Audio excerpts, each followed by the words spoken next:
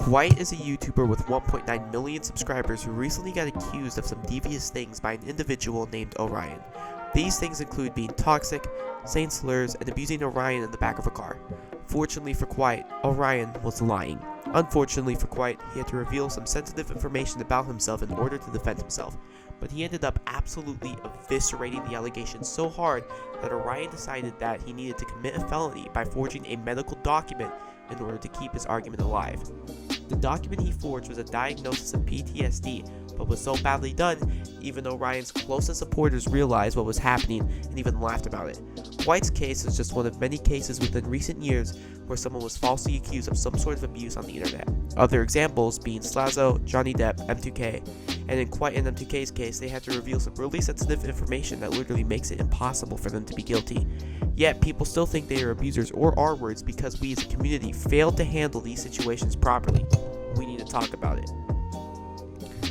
First, we need to talk about how the community handled these situations. Kwite's case is the most recent, so we are going to do a case study on social media's reaction. The most infamous tweet going around the situation is this one. This tweet, aged like milk. This dude says guilty until proven innocent. Well, no, for reasons I will get into later. This one's crying because Pegasus said Kwite was getting cancelled instead of being out for being a criminal. Spoiler alert, Pegasus was just trying to be neutral. This one's telling Kwite to kill himself, which is just generally against TOS. Here we have a meme canceling Kwite. Now this next dude, man, he's a special case.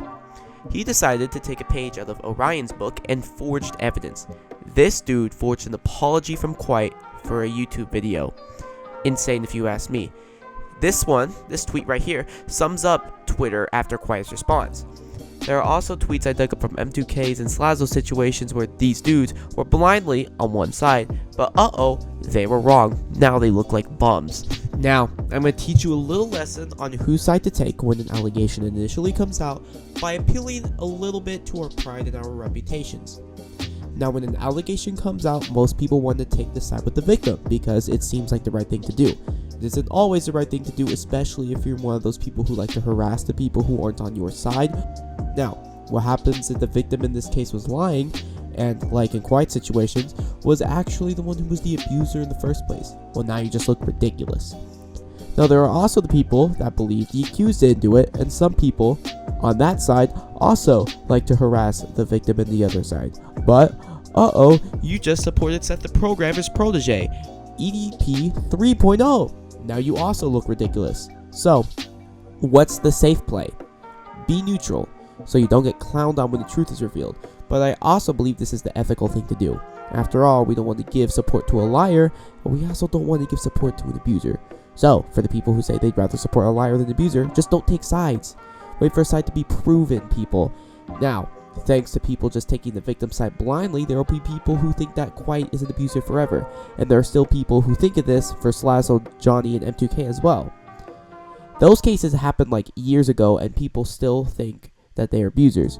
But if people stay neutral, they're more likely going to look for the responses from both sides and take time to form an opinion instead of blindly believing one side. This graph made by Redditor Zen0 sums up my beliefs. There is no risk in being neutral. Let's also think about the repercussions of a neutral until a side is proven culture on social media. For starters, liars would be less frequent because they would not get nearly as much support initially as they would now. Although I admit the same goes for real victims. This would also put less pressure on the falsely accused in defending themselves, which makes their job a lot easier. So a response could potentially come out faster, and it could help the falsely accused feel less guilty when sharing sensitive information. When the truth is revealed, the one who didn't lie will eventually get their support. This climate would also stop a mob mentality, which would help people not blindly believe one side. In conclusion, be neutral. It makes the life of everyone involved easier. You also won't get clowned on for being wrong if you take a side, so just be neutral. There's no risk. Also, people do not forge evidence. It makes you look like a bum.